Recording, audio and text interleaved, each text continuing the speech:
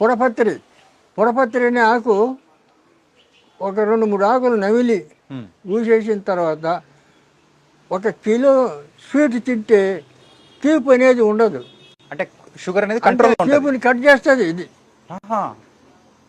ఎంత 1 కిలో తినండి, అంతవరకు ఆ తీపి అనేది తెలియదు మనకు. అంత ఏదో మట్టి పెట్టే తిన్నట్లు ఉంటుంది. పుడపత్రి అటువంటి మూలికలు ఉన్నాయి.